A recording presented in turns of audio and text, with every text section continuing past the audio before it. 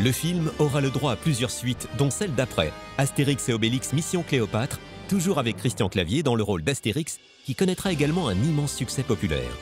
Mais en 2008, à la surprise générale, Clavier abandonne son rôle fétiche dans le nouveau film de Thomas Langmann, Astérix aux Jeux Olympiques. Car le projet, initialement confié à l'un de ses meilleurs amis, le comédien et réalisateur Gérard Jugnot, lui a finalement été retiré. Je ne sais pas si c'était pour me soutenir, mais je ne sais pas s'il avait lu le sujet qu'on avait écrit. Moi, j'étais très fier du truc. Mais bon, ça ne s'est pas fait pour l'histoire de Grosso. Et puis, c'était Langmann qui voulait faire un film autrement. Et je crois qu'il n'a pas aimé le scénario des Jeux Olympiques. Puis, comme ça avait sans doute un peu énervé qu'on ne se retrouve pas là-dessus. Du coup, on a fait les Bons Étroits. Et moi, j'ai fait les choristes. Donc, pas si mal. Ce retrait est la preuve que pour Clavier, l'amitié avec ses complices du Splendide n'a pas de prix. Même s'il y a toujours entre eux une petite compétition de cours de récréation. Exemple avec cette interview du réalisateur Bertrand Blier, qui a déjà dirigé tous les membres de la troupe. Vous avez travaillé avec tous les acteurs de la bande du Splendide. Oui. Il vous en manquait qu'un. Et de taille. Et de taille. Christian Clavier. Oui. Maintenant, vous direz que c'est lequel le meilleur? Évidemment, c'est moi. Mais je pense que c'est Clavier le meilleur, il ne faut pas le dire, mais... Oui, il ne faut pas le dire. Après cet épisode au cours duquel Christian Clavier a cédé sa place d'Astérix à Clovis Cornillac, le comédien ne dit pas adieu au succès pour autant. Dans les années 2010, il va nous montrer une autre facette de sa palette de comédiens en campant des personnages pas très sympathiques au premier abord. Il joue un personnage antipathique, sympathique. Et il est fait très bien. Ce recul sur lui-même est formidable. Des personnages généralement plutôt un peu hautains, un peu cassants. C'est vraiment le français irascible, l'éternel râleur. Et ça lui va très bien. Il a vraiment cette mélodie dans sa façon de jouer et de dire les choses. Toujours un peu comme ça, oui, râleur, mais sympa. C'est ça qui permet de faire rire. Parce que moi, je reste avec une énorme tendresse, évidemment pour les Français, dont je fais partie.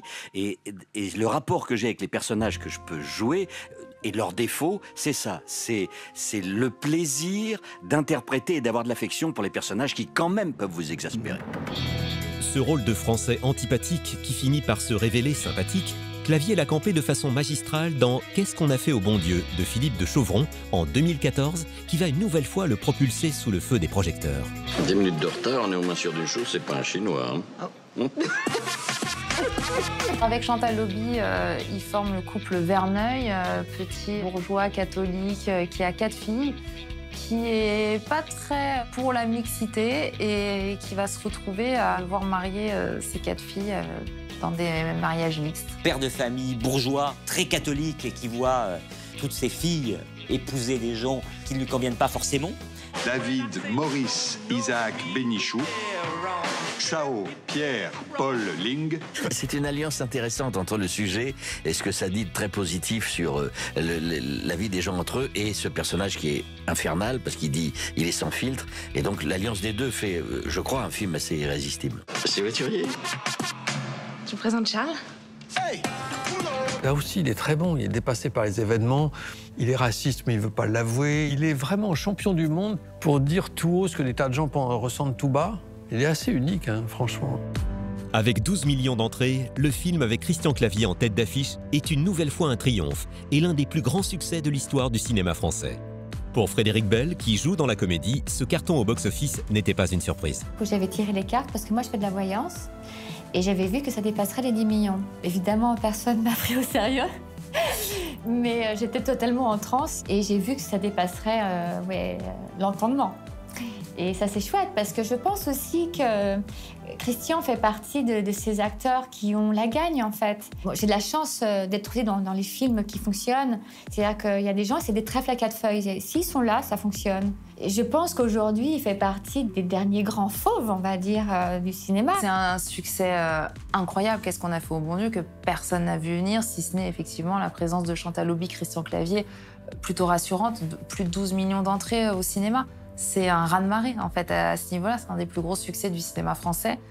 Non, ça fait partie des surprises du cinéma français. Un film qui rencontre son public instantanément. Dans le tour de Splendide Métis. Qu'est-ce qu'on a fait au bon Dieu, Claude? On est dans le noir complet.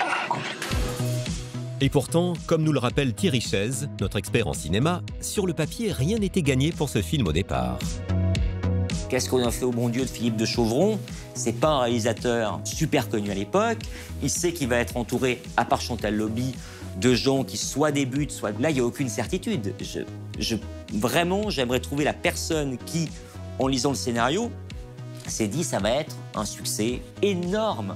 Ça n'existe pas. Donc, dans le personnage Clavier, dans l'acteur Clavier, dans l'être humain Clavier, il y a un truc qui est fort, c'est le flair. C'est qu'à un moment, une fois encore, ça ne marche pas à tous les coups, mais tous les 10 ans, il y a un rendez-vous culte avec le public français. J'ai pas d'exemple autre que lui, aujourd'hui, sur ce terrain-là. En acceptant de jouer dans ce film, Christian Clavier a donc eu énormément de flair. Et dès les premières projections, la magie avec le public a opéré immédiatement. Un souvenir impérissable pour Harry Habitant, qui partageait l'affiche avec Clavier. Ah, le noix, suce-boule en chef, quoi. Je me souviens, on a fait ce qu'on appelle une projo-test. Donc avant que le film sorte au cinéma, ils réunissent des gens dans des salles pour savoir comment les gens allaient réagir. Et j'étais assis à côté de Christian. À la fin du film, les gens se sont levés, ont beaucoup applaudi, ils ont beaucoup ri. Je regardais Christian, je scrutais après ce qu'il allait dire, quoi. Il m'a fait un petit sourire. Lui qui avait l'habitude des succès, c'est quand même le seul acteur français qui a fait 4 films au-dessus de 10 millions. Je lui dis alors, Christian, qu'est-ce que t'en penses? T'es pas à l'abri d'un succès. Contrairement aux autres énormes succès de la star, Qu'est-ce qu'on a fait au bon Dieu est un film sociétal bien ancré dans la réalité qui soulève des questions d'actualité. Qu'est-ce que le communautarisme? Qu'est-ce que le racisme qui ne dit pas son nom? Qu'est-ce que le paternalisme? Ça rit des clichés, ça rit de la mixité. Il s'incruste à 400 et il veut rien payer, Amin Dada. C'est un film en même temps sur la tolérance, sur les histoires de famille, les liens du sang. C'est vraiment un film qui peut toucher tout le monde sur la vie et la famille. C'est pas que j'aime pas, c'est que le personnage est tout à fait bien, c'est-à-dire qu'il est bien écrit parce que cette famille existe, cette famille, voilà, telle qu'elle est, il l'a acceptée parfaitement. Mais il est très entier, votre personnage. Mais chasser le naturel, il revient au galop, donc il a 2-3 a priori qui reviennent brutalement. C'est ça qui est intéressant chez lui, c'est-à-dire que même si on peut dire c'est le même style de comédie, il se déploie sur des styles de comédie différents. Astérix ne ressemble pas à Qu'est-ce qu'on a fait au bon Dieu, qui ne ressemble pas aux Visiteurs. Donc ça veut dire qu'il y en a aussi qui sent l'air du temps. Pour sentir l'air du temps le plus intelligemment possible, rien de mieux pour l'acteur que de s'entourer d'une nouvelle génération de comédiens pour lesquels il va se muer en mentor. Christian Clavier est un acteur extrêmement généreux. C'est quelqu'un qui a le goût de la comédie. On ne joue pas la comédie seul, on joue la comédie avec des partenaires. Donc, en tant que jeune comédien, à l'époque du Splendide et un peu plus tard, il a apprécié se confronter à une génération, disons, plus ancienne, comme Michel Galabru, comme Jean Carmé, comme Jacqueline Maillan.